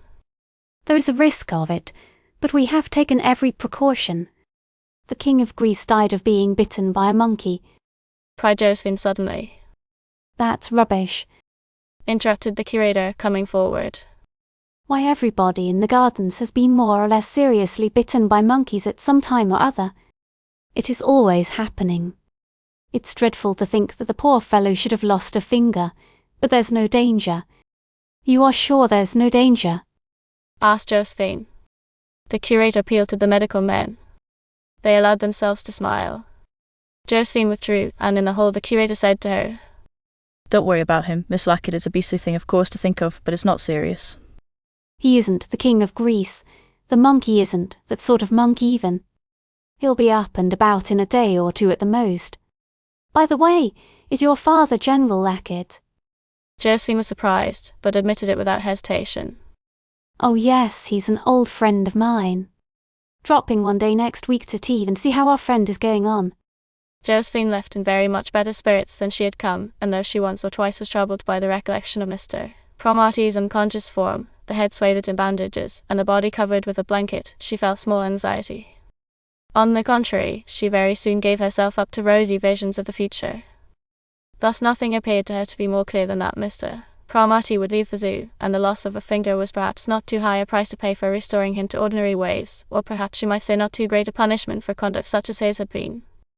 And it crossed her mind also that now there was no need for her to humble herself to Cromartie, for he would leave the zoo and become reconciled to her now as a matter of course. It was for her to forgive him. She had had a narrow escape. What a weak position she might have been in had she seen him before the ape bit him. How strong a position she now occupied. She must, she reflected, take this lesson to heart and never act hurriedly on the impulse of the moment, otherwise she would give John every advantage and there would be no dealing with him at all. Next she recollected the letter she had sent him, and spent a little while trying to recall the exact terms of it. When she remembered that she had said that she was ashamed and had asked to be forgiven, she bit her lips with vexation, but the next moment she stopped short and said aloud, How unworthy this is of you. How petty. How vulgar. And she remembered at that moment all the vulgar and horrible things she had felt when she had first learnt that John had gone to the zoo, and how much ashamed she was of them afterwards, and how hatefully she had behaved on both of her visits to him. She told herself then that she ought to be ashamed, ought to ask forgiveness, and that she ought to be thankful that she had done so in her letter, but in the next instant she was saying to herself, All the same, it wouldn't do to put myself at his mercy. I must keep the upper hand or my life won't be worth living. And after that her mind raced off again to visions of the future in which John was rewarded with her hand and they took a country house. Her father was an authority on fish ponds and trout streams. He and Cromartie would of course lay out a fish pond. Perhaps there would be a moat round the house. But the figure who bent over her father's shoulder at breakfast, pushing away the egg-boiling machine to look at a plan of the new trout hatchery, that figure was a very different person from Mr. Cromartie, the mutilated, monkey-bitten man in the zoo. When Josephine got home, she found a note which had been left for her, but which was not in Mr. Cromartie's handwriting. It ran as follows: Infirmary Zoo. Dear Josephine, your note has come by the messenger. I shall not be free to see you this afternoon, which relieves me from making the decision not to do so. You say that the reason you behave cruelly to me is because you love me. It is because I know that I have tried to do without your love. I think you are a character who will always torture the people you love.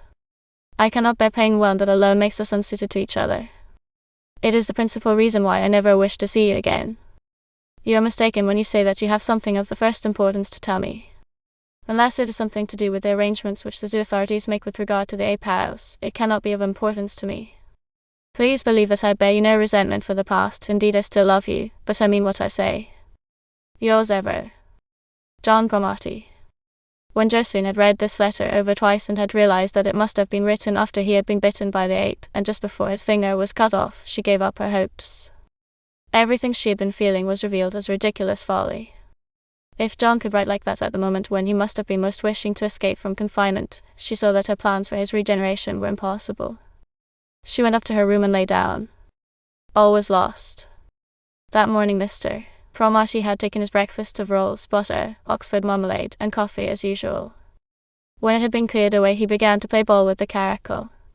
For this purpose he used an ordinary tennis ball, and throwing it on the floor of his cage, made it bounce onto the netting and back to him.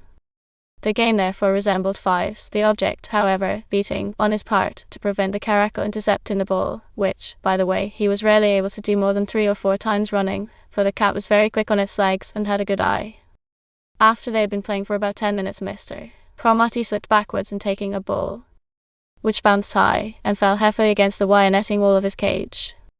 Before he could get his balance, he felt himself taken hold of by the hair, and understood at once that it was his neighbour the Oran who had got him in its clutches. The brute then got a finger as far as Mr. Cromartie's ear and slid it through, though not injuring the drum.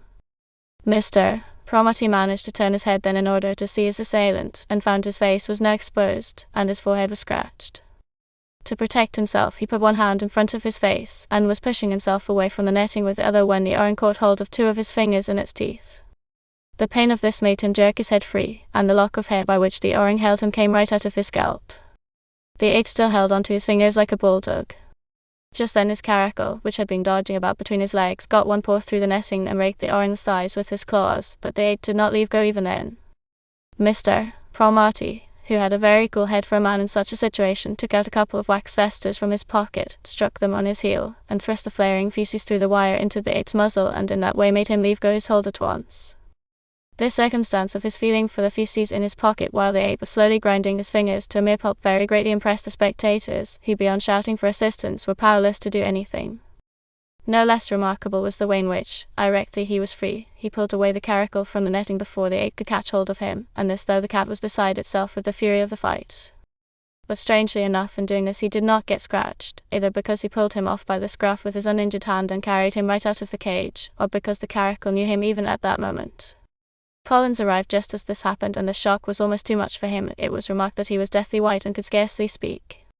Mr. Cromartie was covered with blood pouring from his ear and his fingers, and all his hair matted with blood, but he came back at once after locking up his caracal to show the spectators that he was not badly hurt. They for their part clapped their hands with joy, either because they were glad to see him escape, or because they were grateful for having been presented with such an unusual spectacle for nothing. Cromartie then went back to his inner room, and Collins led him off at once to the infirmary, where he was given first aid. It was some little while after this that he received Josephine's letter and dictated an answer for the messenger to take to her. There was some little delay in the messenger getting to him. Directly he had dispatched the letter he was anaesthetized and the 3rd finger of his right hand amputated. After the operation, and before he had regained consciousness, he was taken to the house of the curator, who had decided that he would be more comfortable there than anywhere else. Although at the time Mr. Cromartie had behaved with perfect composure and had borne his injuries without flinching, not only at the time of the assault, but for over 3 hours afterwards, and had been able to compose a letter during that time as if nothing had happened, he had received a great nervous shock, the effects of which only became apparent next day. He spent a very disturbed night, but in the morning was much better, ate an ordinary breakfast, but did not get up, and Sir Walter Tinsel, who visited him about 11 o'clock, was sanguine and predicted a rapid recovery.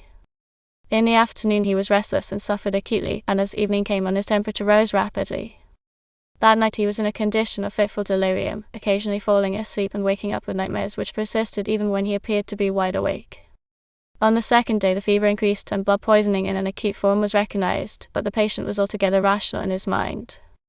On the third day the symptoms of blood poisoning were more pronounced. The patient fell into a delirium which lasted without intermission for the following 3 days. Most of the feverish hallucinations which filled his mind then passed completely away when he recovered consciousness. Yet Mr. Cromartie had a clear and vivid memory of one of them. This was, he knew, nothing but a dream, yet it seemed but to have just happened to him, and the dream or vision was singular enough for it to be put down here. In the Strand people were hurrying along in little crowds like gusts of dirty smoke that was blown at intervals and whisked across the road. They were all coming towards him, as he walked down from Somerset House towards Trafalgar Square. No one was walking the same way that he was, and none of the people he met brushed against him, or even looked at him, but they melted away to right and left, and so let him pass by.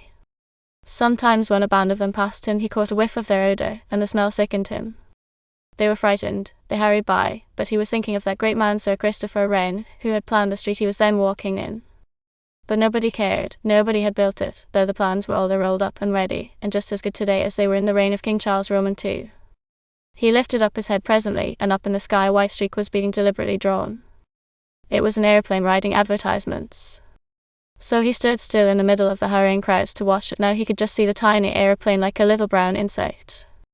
Slowly in the sky a long straight line was drawn, and then a loop. Surely it must be the figure 6. And then the aeroplane stopped throwing out smoke and became almost invisible as it went off tittering across the sky. The numeral swelled and grew and was being slowly blown away when all of a sudden another white streak appeared and the aeroplane was drawing something else.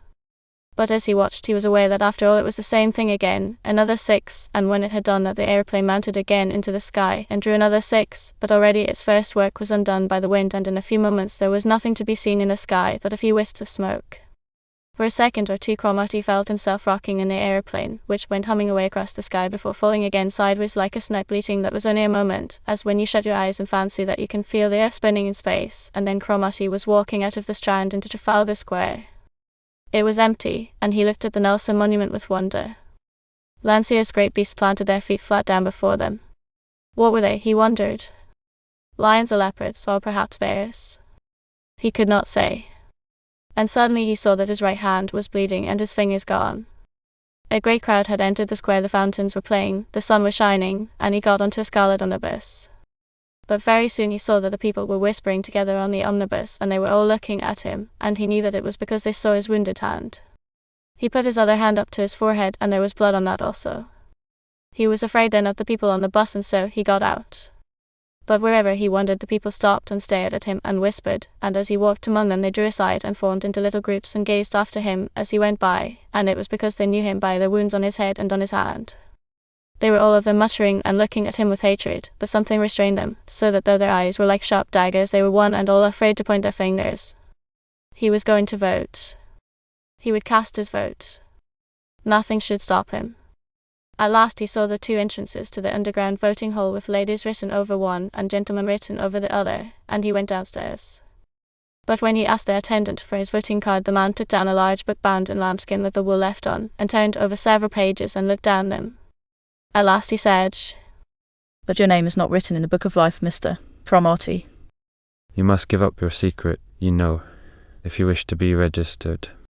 When he heard this, Mr. Cromartie felt sick, and he noticed the smell that came from all the other voters in their ballot boxes. He hesitated, and at last he said, But if I do not give up my secret, may I not vote? No, Mr. Cromartie. Nobody can vote who does not give up his secret. That is called the secrecy of the ballot, but it is out of the question for you to vote. Anyhow, you bear the mark of the beast. And Mr. Cromartie looked at his hand and felt his forehead and saw that he did indeed bear the mark of the beast where it had bitten him, and he knew that he was an outcast. That was what everybody had whispered. He would not give up his secret, so he was rejected by mankind and hated by them, for he frightened them. They were all alike, they had no secrets, but he had kept his, and now the beast had set its mark upon him, and he seemed terrible to them all, and he himself was afraid. The beast has set his mark on me, he said to himself. It will slowly eat me up. I cannot escape now, and one thing is as bad as another. On the whole, I would rather the beast slowly ate me up than give up so much, and the stench of my fellows disgusts me. And then he heard the beast moving restlessly behind some partition. He heard the rustling of straw and the great creature slowly licking itself all over, and then its smell, sweet and warm and awful, swallowed him up, and he lay quite still on the floor of the cage, listening to its tail going thump, thump, thump on the floor beside him. Terror could go no further, and at last he opened his eyes and slowly understood that it was his own heart which was beating, and no beast's tail, and all about him there were clean sheets and flowers and a smell of iodoform. But his fear lasted for half that day. In a fortnight Mr. Cromartie was pronounced out of danger, but he continued in so weak a state for some time afterwards that he was not allowed to receive any visitors, so that although Josephine called every day, it was only to hear the latest news of how he had passed the night, and to leave flowers for the sick room. In the following weeks Mr. Cromartie made a rapid recovery, that is to say, though by no means restored to his ordinary health, he was able first to get up for an hour in the middle of the day, and then to go for a short walk round the gardens. The doctors attending upon him suggested at this time that an entire change of scene would be beneficial, and the curator, far from putting any obstacles in the way of this, frequently urged the patient to go for a month's holiday to Cornwall. But in this he was met by a steady and obstinate refusal, or rather by complete passivity and non-resistance. Mr. Cromartie refused to take a holiday.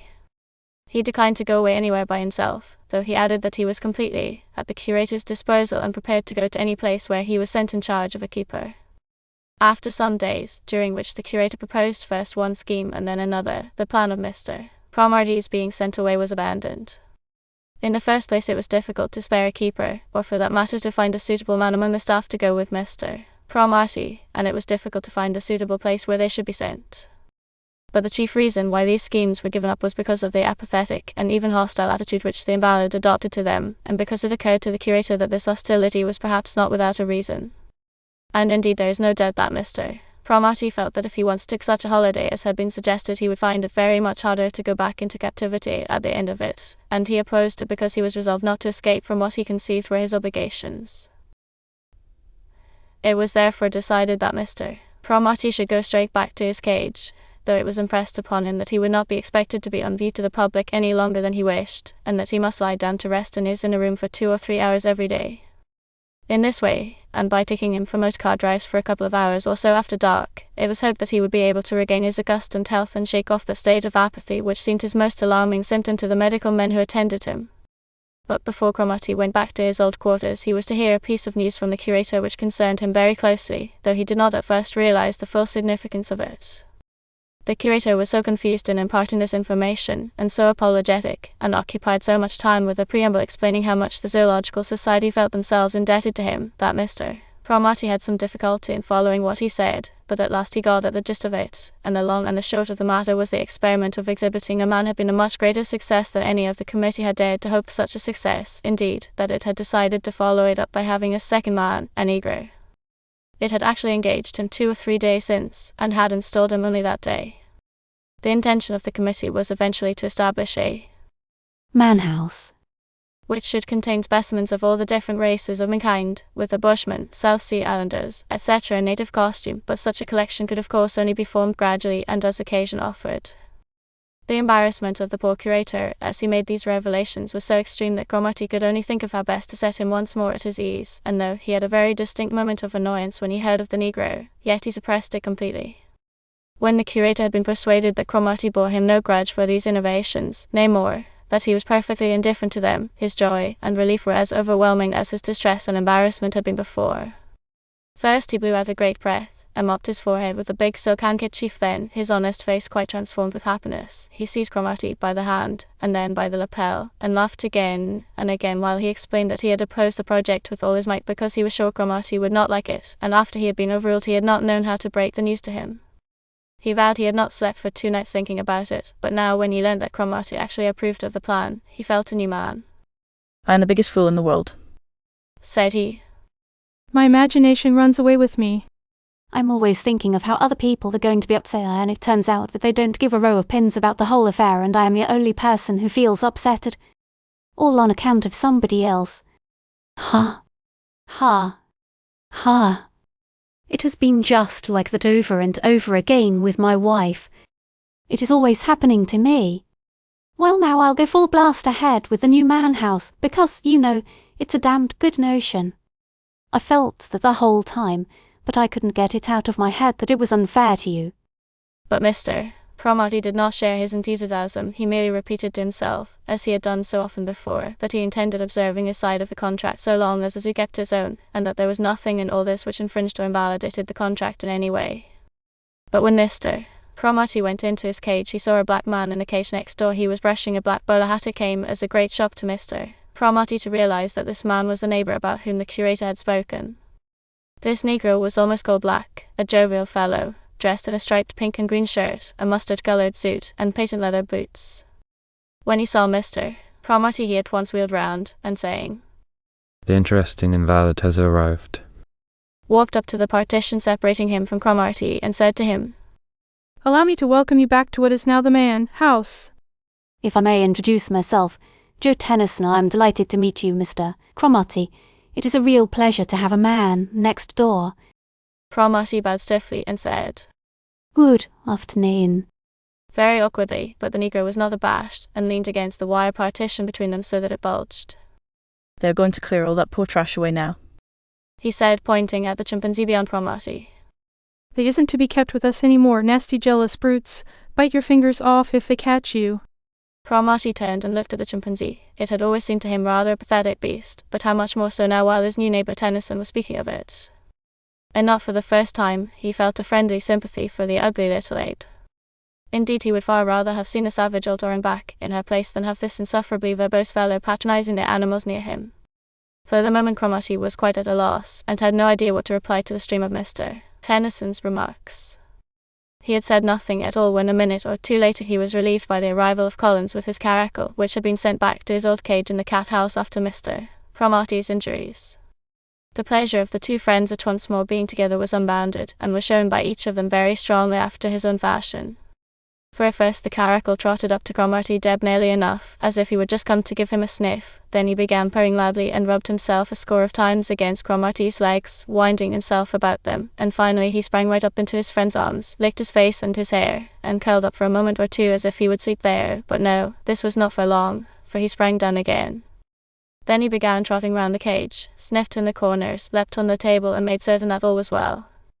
When Joe Tennyson called to him, the caracal passed by without giving him a glance, and it was just the same with his friend too, for when Cromartie heard the negro begin talking to him he just nodded his head and went into his inner room.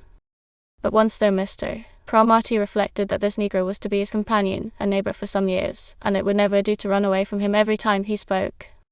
Somehow he must make Tennyson respect his privacy without making an enemy of him, and at that moment Mr. Cromartie saw no way of doing this. However, he took down a book of Whaley's poems translated from the Chinese, and went back into his cage with it in his hand, and then sat down and began reading. He lives in thick forests, deep among the hills, or houses in the clefts of sharp, precipitous rocks. Alert and agile is his nature, nimble are his wits, swift are his contortions, apt to every need, whether he climbs tall tree stems of 100 feet, or sways on the shuddering shoulder of a long bough. Before him, the dark gullies of unfathomable streams; behind, the silent hollows of the lonely hills. Twigs and tendrils are his rocking chairs. On rungs of rotting wood he treads up perilous places. Sometimes, leap after leap, like lightning flits through the woods. Sometimes he saunters with a sad, forsaken inn, then suddenly peeps round beaming with satisfaction. Up he springs, leaps and prances, whoops and scampers on his way. Up cliffs he scrambles, up pointed rocks, dances on shale that shifts or twigs that snap, suddenly swerves and lightly passes. Oh, what tongue could unravel the tale of all his tricks? Alas, one trait with the human tribe he shares: their sweet's his sweet, their bitter is his bitter. Off sugar from the vat of bruised dregs he loves to sup. So men put wine where he will pass. How he races to the bowl! How nimbly he licks and swills! Now he staggers, feels dazed and foolish, darkness falls upon his eyes. He sleeps and knows no more. Up steal the trappers, catch him by the mane, then to a string or ribbon tie him, lead him home, tether him in the stable, or lock him in the yard, where faces all day long gaze, gape, gasp at him, and will not go away. Joe Tennyson came up 3 or 4 times while he was reading and began a conversation, but Cromartie ignored his remarks and did not even lift his head, but just read quietly on. Fortunately there were a great many of the public come to see their old favourite Mr. Cromartie now he was back, and to have a look at the new black man also, about whom there was nearly as much discussion as there ever had been about Cromartie himself. The presence of the public was lucky for 2 reasons. Firstly, it served to distract Joe Tennyson by giving him that which he most wanted in life, an audience, and secondly, Mr. Cromartie was able, by totally ignoring spectators, to show him that that was his ordinary method of conducting himself. There was therefore no reason why the Negro should feel himself insulted by being treated as if he did not exist. And here I should explain that Mr. Cromartie had no objection to his neighbour as a Negro, and no particular prejudice against persons of that colour. Mr. Tennyson was indeed the first Negro to whom he had spoken. At the same time the fellow aroused a strong feeling of dislike, and this aversion was one which steadily increased as time went on. The next day Mr. Cromartie found Josephine Lackett waiting for him when he first went into his cage after breakfast. She was standing a little distance off looking out of the door of the ape house to give it its old name, and Cromartie called out to her before he reflected on what he was doing. Josephine. Josephine. What are you doing there? She turned round and came towards him, and the sight of her so much affected Mr. Cromartie that for some time he did not trust himself to speak again, and when he did so it was more tenderly than he had done since his captivity. But Josephine on her part could not for some time get used to the presence of Mr. Tennyson, who sat lolling in a deck chair within a few feet of them, and kept putting his gold-rimmed eyeglass in his eye to stare at her, and then letting it fall out, as if he had not quite learnt the trick of it, which was indeed the case, as he had only bought it a week before. For some little time then Josephine found herself with nothing to say except to congratulate John on his recovery, and to tell him how glad she was that he was well again. Then she thanked him for calling to her and letting her speak to him. Don't behave like a goose, Josephine, said John Cromartie. Then, guessing why she was constrained, he said, My dear Josephine, do ignore him as I do. But Josephine did not speak, and just then strolled the caracal, having just completed his morning toilet. I paid your cat several visits while you were ill, said Josephine. He seemed very unhappy and would not take much notice of me. I think he is rather shy of women, and is not used to them. Mr. Cromartie nodded. He was glad Josephine had gone to see the caracal, but he knew that she had wasted her time. He did not care for the people who came and gazed into his cage from the outside. Suddenly he heard Josephine say, John, I must see you in private. I must talk to you because I cannot go on like this. You cannot go on shirking things any longer. What do you mean? I mean that you must recognize that we are bound up with each other. I don't mind what you decide to do, but you must do something. I cannot go on living like this any longer. Please arrange somehow for us to see each other and talk it over. It was Cromartie now who was embarrassed, and shy Cromartie who could not talk simply about what he felt, at least not for a considerable time. At last, however, he got out a few disconnected remarks, saying he was very sorry, but he could do nothing then, and that he was not a free agent. But in the end he got more confidence, and looked Josephine straight in the eyes and said, My dear, it's quite inevitable that both of us should be unhappy. I love you if you want me to put it in that way. I cannot ever forget you, and now you seem to be feeling the same for me, and you too must expect to be very unhappy. I only hope your feeling for me will wear off. I dare say it will in time, and I hope my feeling for you will also. Until then we must try and be resigned. I am not resigned, said Josephine. I'm going to get savage about it, or go mad or something. It's the greatest mistake for us to stir up each other's feelings, said Cromartie rather roughly. That's the worst thing we can either of us do, the most unkind thing. No, the only thing for you to do is to forget me. The only hope for me is to forget you. That's impossible. It's worse when we don't see each other, said Josephine. Just then they realized that several people had come into the ape house and were hesitating to interrupt their conversation. It's a bad business, said Cromartie. A damned bad business. And at these words Josephine went away.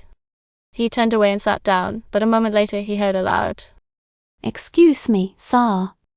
Excuse an intrusion, but I believe, sir, that your young lady friend's Christian name is Josephine.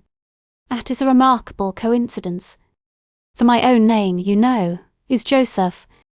Joseph and Josephine. If on hearing this remark Mr. Cromartie gave Tennyson any encouragement to continue, it was quite accidental. At the moment he was feeling faint, and only by an effort of will continued standing where he was without clutching hold of the bars.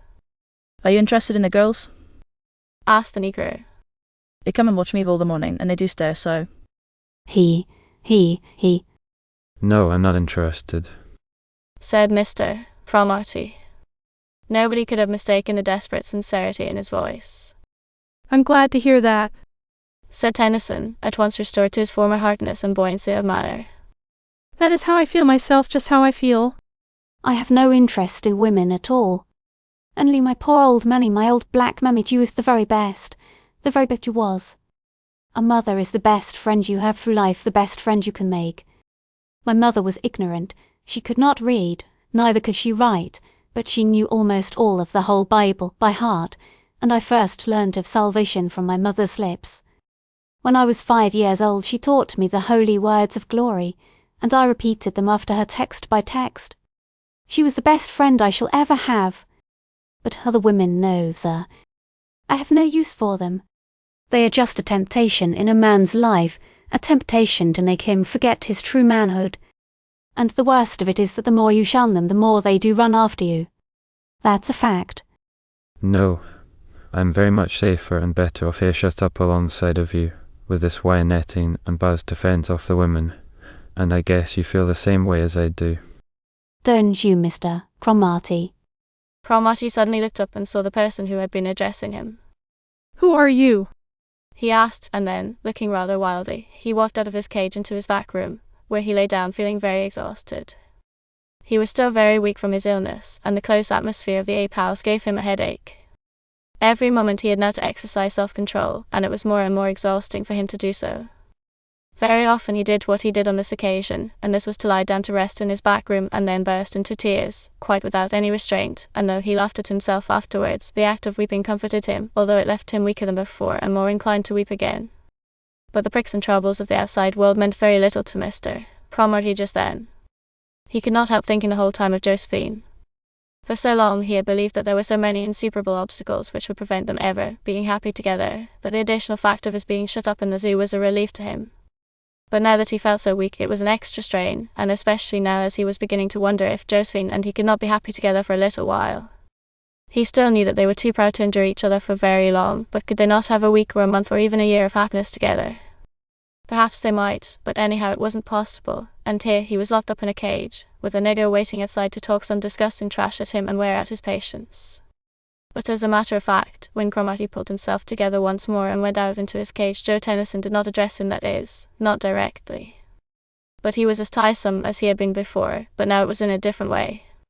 When Cromartie had settled down and had been reading for a little while, there were no visitors for 2 or 3 minutes, and then he heard the negro speaking to himself as he gazed in his direction.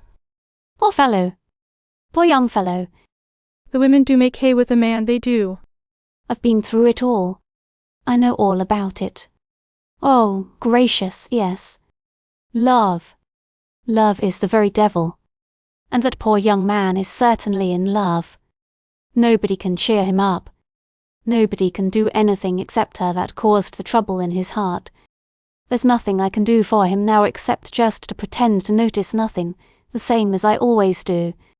At this point the speaker was distracted by the arrival of a party of visitors who stopped outside his cage, but thereafter Mr. Cromartie adopted the same method to the negro that he had always adopted to the public. That is to say, he ignored his existence and contrived never to meet his eyes, and never took the least notice of what he said. The next morning, while Cromartie was playing with his caracal with a ball, as he had been accustomed to do before the orang had taken advantage of him, he heard Josephine's voice calling to him. He threw the ball to his friend the bounding, tasseled cat, and went straight to her, and without waiting for any greeting she said to him, John, I love you, and I must see you alone at once. I must come into your cage and talk to you there. No, Josephine, that's not possible, said Cromartie. I can't go on seeing you like this even, and surely you see that if you were to come into my cage I could not bear it after you had gone away. But I don't want to go away, said Josephine. If you were ever to come inside my cage you would have to stay forever, said Cromartie. He had recovered himself now, his moment of weakness was past. And if you don't decide to do that, I don't think we can go on seeing each other at all. I think I shall die if I see you like this. We can never be happy together. Well, we had better be unhappy together than unhappy apart, said Josephine. She had suddenly begun to cry. My darling creature, said Cromartie. It's all a same mistake, but we will arrange things somehow. I'll get the curator to have you in the next cage to me instead of that damned nigger, and we shall see each other all the time. Josephine shook her head vigorously to get the tears out of her eyes, like a dog that has been swimming. No, that won't do, she declared angrily. That won't do at all. It has got to be the same cage as yours, or I won't live in a cage at all. I haven't come here to live in a cage by myself. I'll share yours and be damned to everyone else. She gave an angry laugh and shook her yellow hair back. Her eyes sparkled with tears, but she looked steadily at Cromartie. Damn other people, she repeated it. I care for nobody in the world but you, John, and if we are going to be put in a cage and persecuted, we must just bear it. I hate them all, and I'm going to be happy with you in spite of them. Nobody can make me feel ashamed now. I can't help being myself, and I will be myself. Darling, said Cromartie. You would be wretched here. It's awful, you mustn't think of it. I have a much more sensible plan. I can't ask them to let me go. Anyhow, I shan't do that. But I am still so feeble that I can easily make myself real again, and then I think they will let me go and we can get married. That won't do, said Josephine. We can't wait any longer, and you would die if you tried that. There was nothing about your not being allowed to marry in the contract when you came here, was there? She asked. You have only got to tell them that you are going to get married today, and that your wife is ready to live in your cage. During this conversation several people had come into the ape house, and after looking at Josephine in a highly scandalized manner had gone out again, but now Collins came in. He looked rather puzzled and awkward when he saw Josephine, but she turned to him at once and said, Mr. Cromartie, and I wish to see the curator. Will you please find him and ask him to come here? Very good, said Collins, then catching sight of Joe Tennyson gazing at Cromartie and the lady from a distance of 3 feet, with his yellow eyeballs almost popping out of his sooty face, he sternly ordered him to go into the back room of his cage. Oh, I can tell you something, I can tell you what you'll never believe, cried Joe, but Collins silently pointed his finger at him, and the nigger jumped up and slowly beat a retreat into his own quarters. 10 minutes later the curator came in. Come round to the back where we can talk more conveniently, Miss Lackett, he said. Then he unlocked the door of the inner cage or den, and Josephine walked in. They sat down. I have asked Miss Lackett to marry me, and have been accepted, said Cromartie rather stiffly. I was anxious to tell you at once, so as to make arrangements with regard to the ceremony, which of course we wish to be carried out as privately as possible, and at once. After our marriage my wife is prepared to live with me in this cage, unless of course you arrange for us to have other quarters. The curator suddenly laughed, a loud, good-natured, hearty laugh. To Cromartie it seemed a piece of brutality, to Josephine a menace. They both frowned, and drew slightly together, waiting for the worst. I ought to explain to you, the curator began, that the committee has already considered what to do in the event of such a contingency as this occurring. It is impossible, for various reasons, for us to keep married couples in the manor house, and we decided that in the event of your mentioning marriage, Mr. Cromartie, that we should consider our contract with you at an end. In other words, you are free to go, and in fact I am now going to turn you out. As he said these words the curator rose and opened the door. For a moment the happy couple hesitated, they looked at each other and then walked out of the cage together, but Josephine kept hold of her man as they did so. The curator slammed the door and locked it on the forgotten caracal, and then said, Cromartie, I congratulate you very heartily, and my dear Miss Lackett, you have chosen a man for whom all of us here have the very greatest respect and admiration. I hope you will be happy with him. Hand in hand Josephine and John hurried through the gardens. They did not stop to look at dogs or foxes or wolves or tigers. They raced past the lion house and the cattle sheds, and without glancing at the pheasants or a lonely peacock, slipped through the turnstile into Regent's Park. There, still hand in hand, they passed unnoticed into the crowd. Nobody looked at them, nobody recognized them. The crowd was chiefly composed of couples like themselves. The end. I hope you enjoyed reading the book A Man in the Zoo with me. If you like this, please remember to like and subscribe. Please visit at Autonomy if you want to see different types of videos we produce. For statistics on our videos, visit at Autonomy Core. Happy YouTube travels!